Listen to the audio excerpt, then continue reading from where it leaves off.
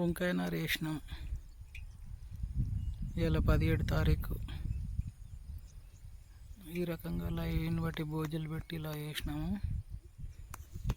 ఇవేమో నల్ల వంకాయలు, పైపు ఈతల పక్క ఏమో అన్ని పొడవు వంకాయలు. ఇలా సీరియల్ ప్రకారం వేయడం జరిగింది.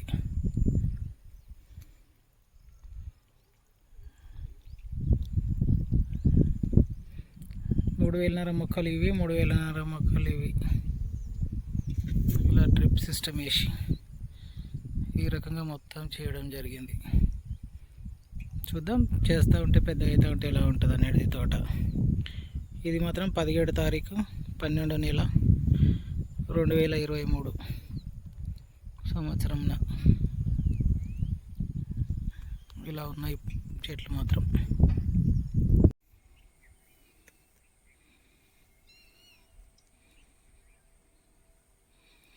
ఇలా బోజలు కొట్టి ఇది 30 గుంటల పొలం.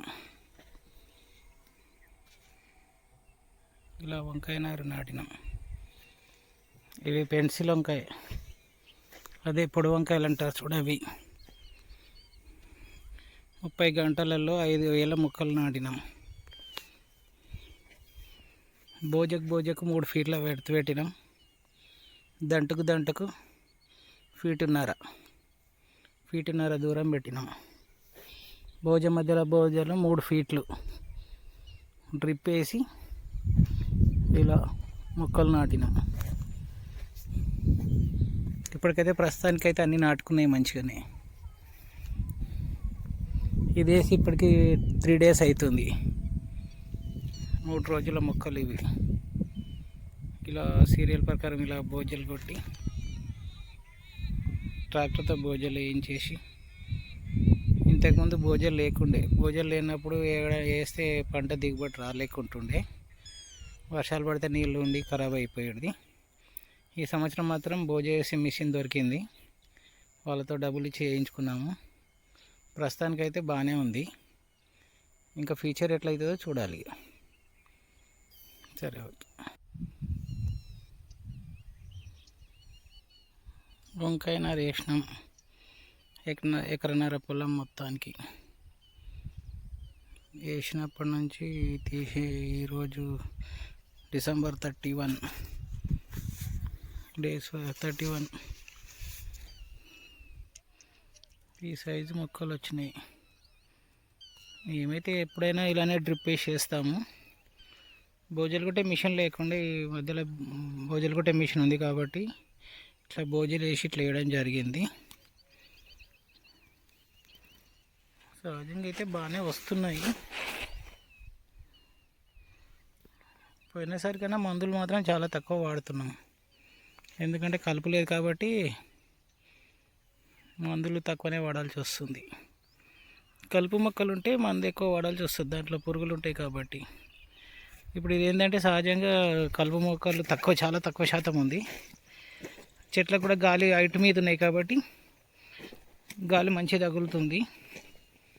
దానివల్ల చెట్లకి ఇప్పుడు ఎలాంటి ఇబ్బంది లేదు, బాగానే ఉంది మొక్కలు మాత్రం. ఈ రోజుకి వేసి 10 డేస్ అవుతుంది అనుకో. 10 డేస్కి కూడా క్లారిటీగానే బాగానే ఉన్నాయి సార్. డెవలప్మెంట్ కూడా మంచిగా అయినాయి.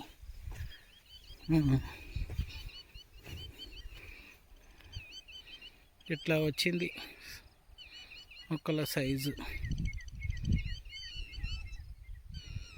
ఎకరన్నర వంకాయనే వేసినాను.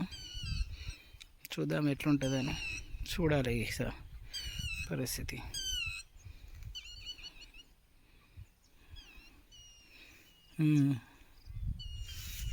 బాగానే ఉంది సైజు కూడా, అడగవలసిన పని ఏం లేదు కానీ. సరే,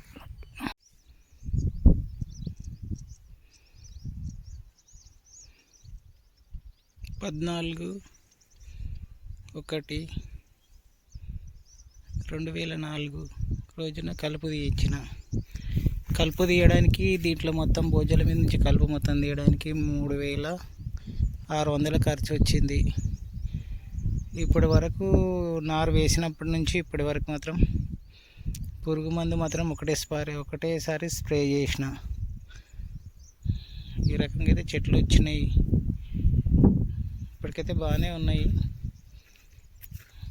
మళ్ళీ మన కలుపు తీయాల్సి వస్తుందా ఏమేమి అనేది తెలియదు. చెట్లు ఉన్న కాడికి వచ్చినాయి. బోజలు కొట్టి వేయడం వల్ల చెట్లు దూరం ఉన్నాయి. కొంచెం కలుపు కూడా తక్కువలో అయిపోయింది ఖర్చు. చెట్లు కూడా ఎలా వస్తుందో, కాయ దిగుబడి ఎట్లా వస్తుందో చూడాలి. ఎందుకంటే బోజలు వేసి చేసినాం కాబట్టి చెట్లు బాగానే ఉన్నాయి, సైజు మంచిగా వస్తున్నాయి. వంకాయ చెట్లు, నల్ల వంకాయ మొత్తం పూర్తిగా కొంచెం తక్కువ ఎకరం పొలం ఉంటుంది.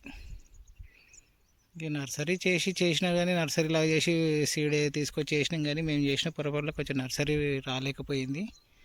నెక్స్ట్ ఇయర్ అట్లా జరగకుండా చూసుకుంటాం. కానీ ఇప్పుడు ఇది నర్సరీ నుంచి తెచ్చేసిన మొక్కలు ప్రస్తుతానికైతే మంచిగానే ఉన్నాయి. స్ప్రే చేయక కూడా ఒకేసారి స్ప్రే చేసినాం కాబట్టి 1 మంత్ తర్వాత కూడా 1 మంత్ వరకు కూడా ఒకసారి కూడా ఒకేసారి పురుగు మందు స్ప్రే చేయడం జరిగింది. ఇప్పుడు ప్రస్తుతానికైతే పురుగు తక్కువనే ఉంది. చూద్దాం ఎలా జరుగుతుంది అనేది. డిసెంబరు 14 తారీఖు ఈ మొక్కలు నాటినాము. ఇది ప్రస్తుతానికి మొత్తం నల్ల వంకాయలు 1 ఎకర పొలము. 1 ఎకర పొలంలో 8,000 మొక్కలు అనుకో. బోజలు కొట్టి 8,000 మొక్కలు నాటినాము. ఇప్పటి వరకు మాత్రము డిసెంబరు 14 తారీఖు ఈ మొక్కలు నాటిన. అప్పటి నుంచి స్ప్రే మాత్రం ఒకేసారి చేసిన, పురుగు మందు గురించి అని స్ప్రే ఒకేసారి చేసిన. ఇప్పుడు దోమ వచ్చింది, వైరస్ వచ్చిందని మళ్ళీ ఈరోజు స్ప్రే చేస్తున్నాను. ప్రస్తుతానికైతే ఈ చెట్లు బాగానే ఉన్నాయి. ఎలా ఉంటుందో చూడాలి.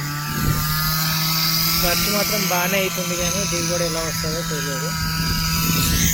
ఇది ప్రస్తుతానికి వంకాయ చెట్లు. అది ఈ రకంగా పూజ చేసి ఇలా లైన్ ఒక్కొక్క దానికి పెడుతూ 3 ఫీట్ల గ్యాప్తో ఇలా మొక్కలు నాటినాను. ఈ ప్రకారం బోజలు వేసి ఇలా మొక్కలు నాటి డిసెంబర్ 14 అంటే జనవరి 26 తారీఖు అప్పటి వరకు ఈ సైజు అయినాయి మొక్కలు. ఇలా పూతలకు వచ్చినాయి.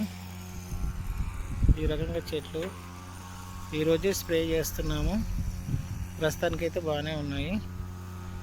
ఎప్పటి వరకు క్రాప్ వస్తుంది అనేది. పూతలు అయితే వచ్చినాయి, చూద్దాము.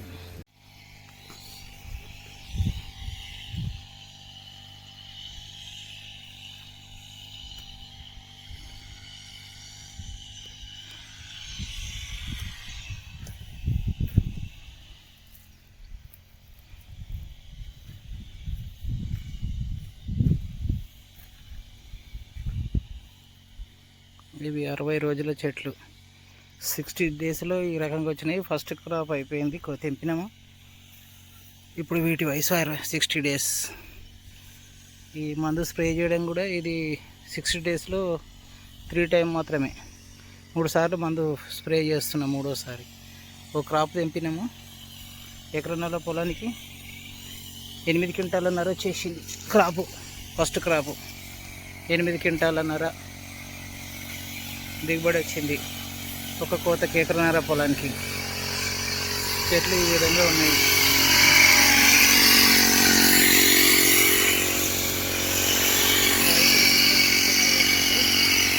చేసే విధానంతో చేస్తే ఉంటుంది. మార్కెట్ విధానం, మార్కెట్ రేట్లు మాత్రం మనము అది చేయలేము. కానీ మార్కెట్ ఎట్లుంటుంది ఏమైంది అనేది ఇంత ఎత్తు పెట్టి ఇట్లా చేసినాము. 60 డేస్లో ఈ రకంగా వచ్చినది తోట. క్రాప్ అయితే ఉంది, లెక్కతోనే ఉంది, కానీ ఎట్లా అవుతుంది అనేది తెలియదు. ఇట్లా కలుపు లేకుండా నీట్గా చేసినాం అయినంత వరకు. ఎక్కడైనా కలుపు మొక్కలు ఉన్నా తీసేయడం, ఆ రకంగా చేయడం. 60 రోజుల చెట్లు ఇవి.